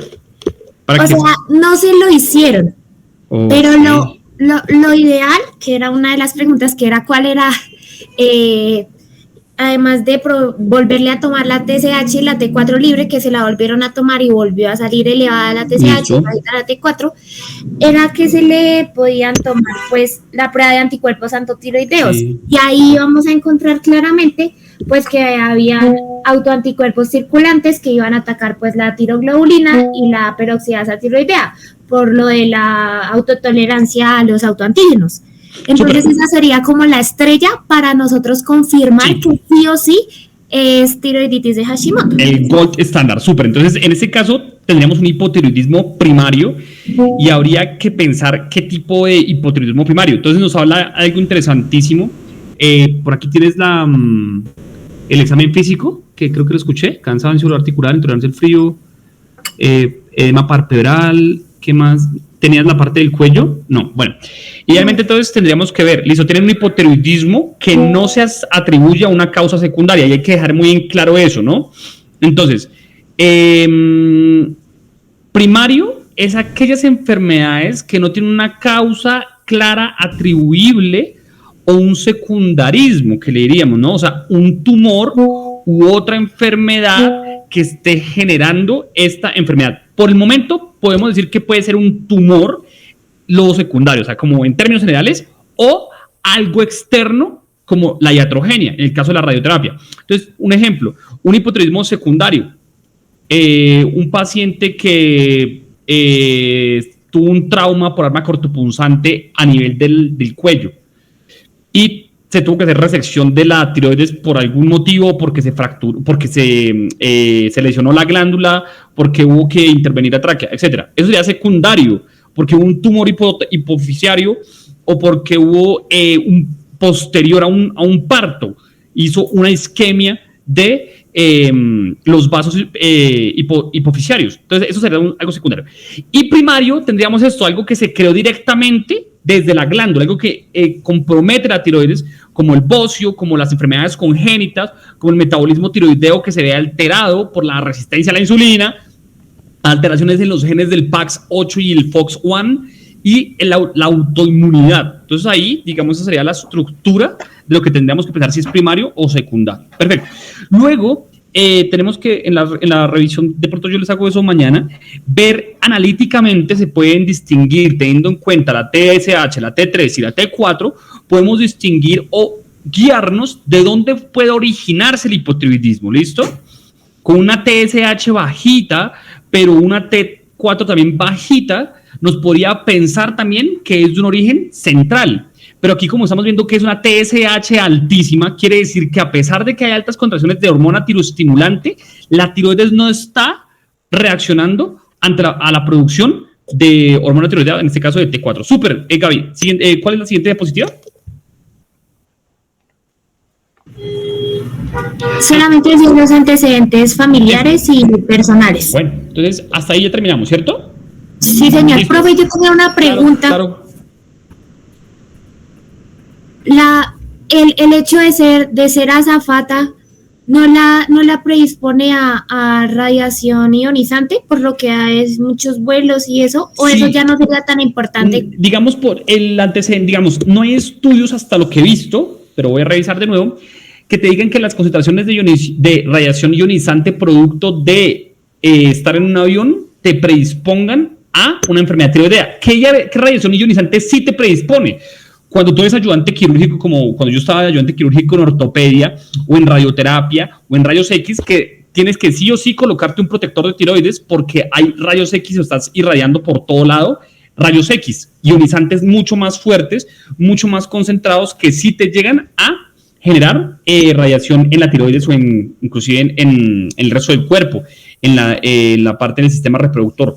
Entonces, idealmente, sí podría ser, digamos, hay unas enfermedades laborales que se podrían acudir, digamos, los técnicos radiólogos, un radiólogo intervencionista o un ortopedista o un cirujano vascular o un neurocirujano intervencionista que use rayos X continuamente en salas de cirugía o en salas de rayos X. Pero súper buena pregunta, ¿listo?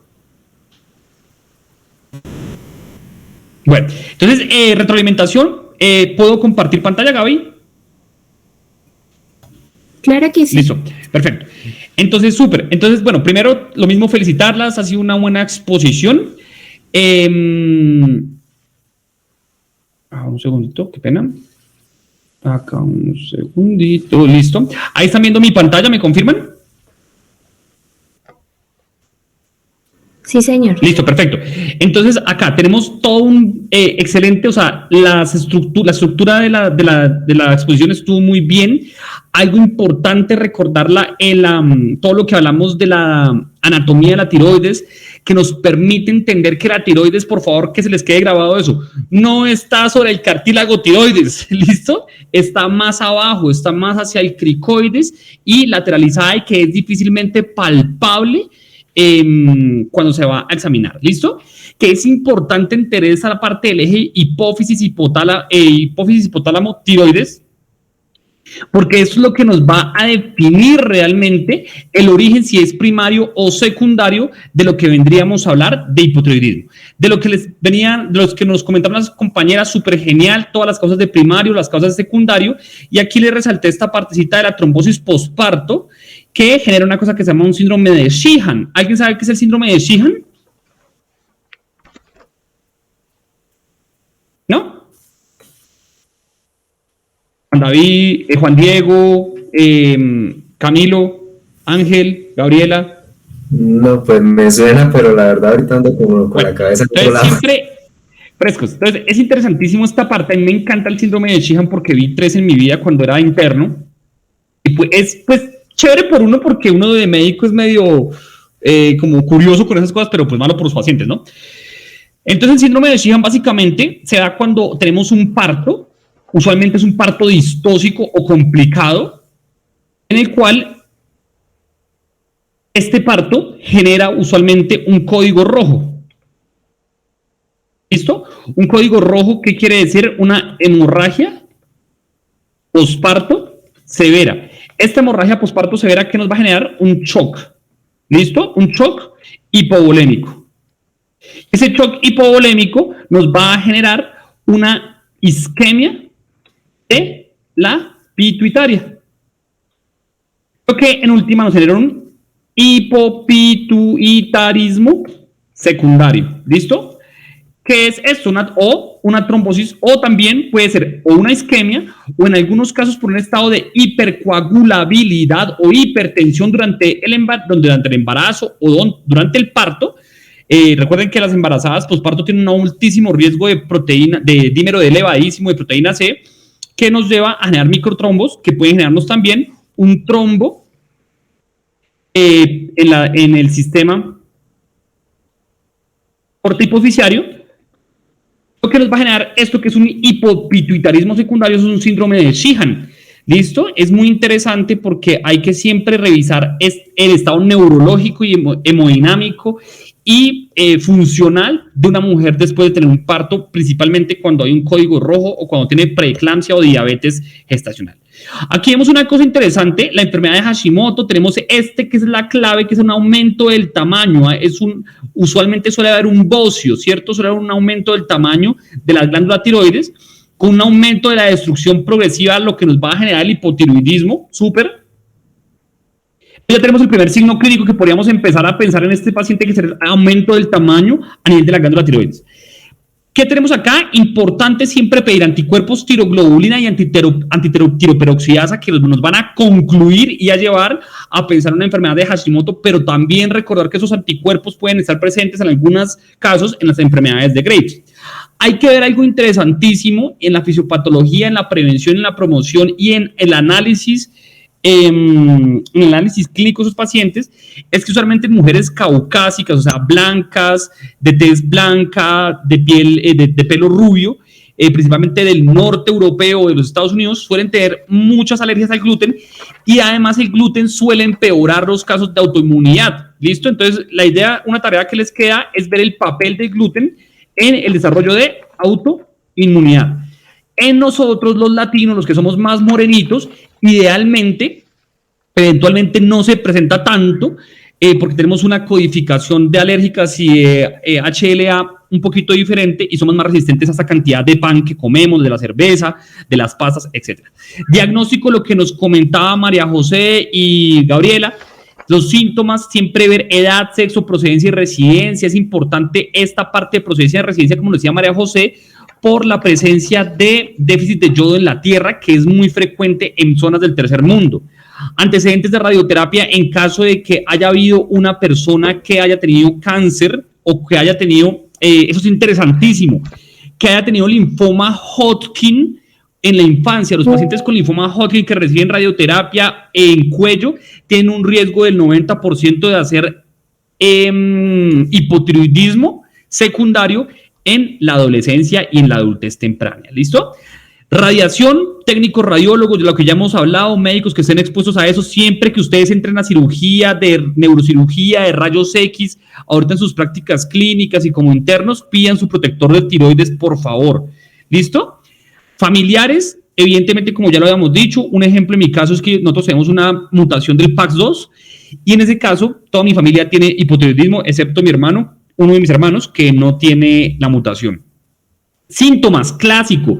Y aquí quiero hacer ahondar en una cosa, es la depresión y los cambios del ánimo. Siempre pacientes con depresión, con trastorno afectivo bipolar, con trastorno esquizoafectivo, con ansiedad, con TOC, siempre le pedimos una TSH, ¿listo? Hay pacientes que tanto la depresión o la ansiedad puede ser secundaria, un hipotiroidismo, o como pacientes con trastorno afectivo bipolar, cuyo crisis maníacas suelen estar asociadas a hipertiroidismo. Es importantísimo eso. Cambios en el peso, recordar que los pacientes que tienen, digamos, que son ectomorfos, obesos, usualmente tienden a ser hipotiroideos por una ralentización del metabolismo. Aquí algo que quiero resaltar de la parte del mixedema que nos han comentado. El mixedema, como ya lo vimos, es una tumefacción con una turgencia aumentada de la piel y edema facial realmente, pero es una complicación grave y se ve principalmente en pacientes hospitalizados, ¿listo? Esto nos conlleva a pensar que el paciente tiene un hipotiroidismo un hipotiroidismo grave. Son pacientes que pueden llegar en choque, pueden ser pacientes neurológicos, pueden ser pacientes de la unidad de cuidado intensivo, posoperatorios de maternas, etcétera. Pero el mixedema se ve principalmente en pacientes hospitalizados. El resto de síntomas los podemos ver un poco más en consulta externa. Me encantó esta parte del aumento del riesgo cardiovascular secundario a la parte de los lípidos. Entonces siempre hay que tomar presión arterial. Recordar que el síndrome metabólico puede presentar hipotiroidismo. La voz ronca en algunos pacientes en posoperatorio de tiroidectomía, ¿listo? Posterior, debido a las lesiones del ladillo recurrente de origen superior. Esta parte psiquiátrica es muy interesante también. La parte de la motivación se vea abolida. No tengo ganas de hacer absolutamente nada. O sea, no tengo fuerzas para nada. Y que se pueden presentar pseudodemencias por hipotiroidismo en pacientes ancianos. ¿Qué quieren decir esas pseudodemencias? Que se ven alteradas más de 2 funciones cognitivas superiores en presencia de un hipotiroidismo. Estreñimiento, metrorragias y una intolerancia al ejercicio son otros síntomas que debemos indagar en la anamnesis. Súper. Perfecto. En la parte de la inspección me encantó súper las técnicas basadas en Kervine, la que ya habíamos analizado un poquito, pero nos la amplió un poco más María José, la maniobra de Krill y la maniobra del Laje con el pulgar, siempre pedir al paciente que pase saliva.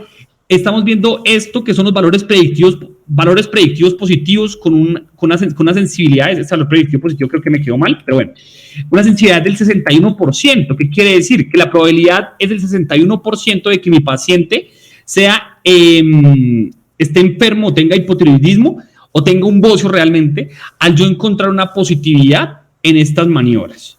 Siempre pedir laboratorios T3, T4, TSH y ahora algo que se está viendo y es que se puede pedir TSH reversa, principalmente en los T4 reversa. Qué pena, aquí es T3 reversa.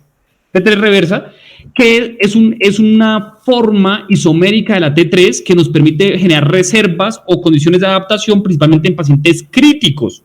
¿Listo? Los productos con anticuerpos antiperoxidados, antiglobulina, etcétera. Me encantó esta parte de la ecografía del cuello. Siempre tienen que pensar en esto. Entonces tiene un valor predictivo positivo de 14. ¿Qué quiere decir? Que si sale positivo tiene una probabilidad de que tenga un 14.8% o una 14 probabilidad de que esté enfermo. Pero vamos a ver que tiene un valor predictivo negativo del 93%. ¿Qué quiere decir?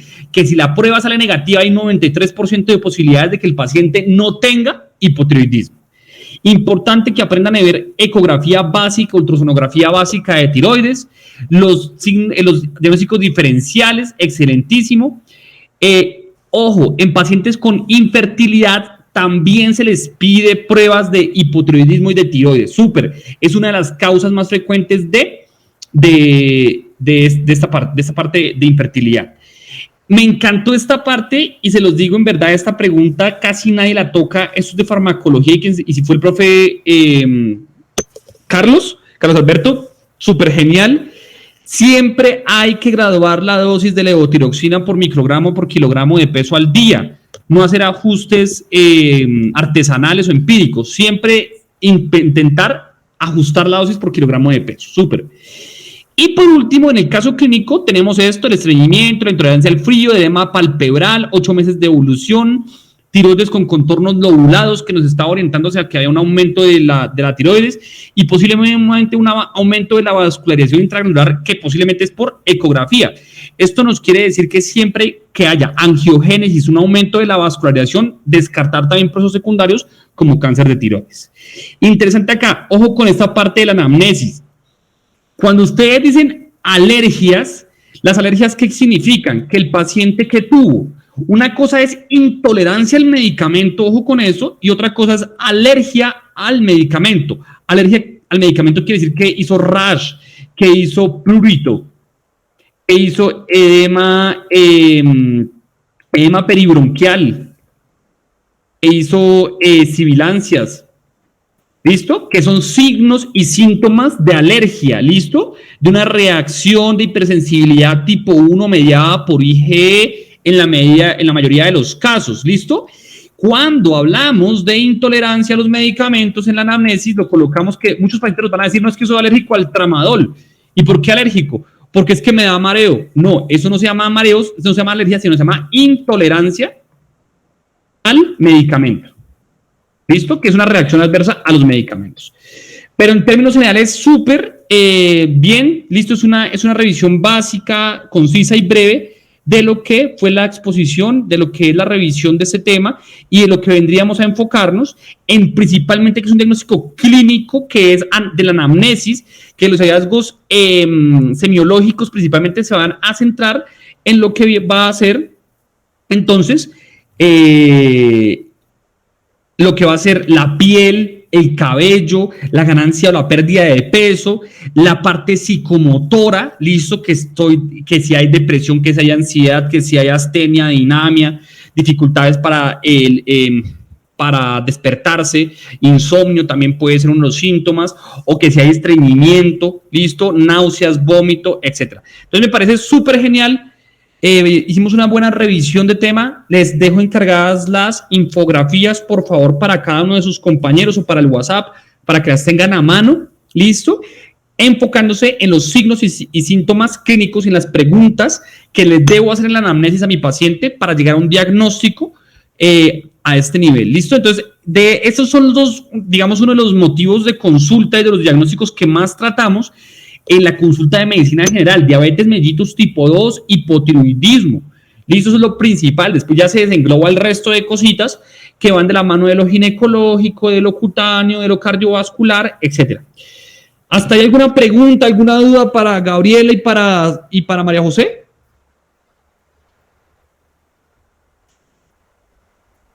¿No? Bueno, entonces, chatos, me alegra muchísimo que hubiéramos podido sacar este espacio. Sé que están empezando por psiquiatría y psiquiatría es pesado, y va a estar bien fuerte, pero yo sé que les va a ir bien. La idea es que siempre podamos tener una comunicación abierta. Hoy yo de corazón, yo les hubiera hecho la revisión de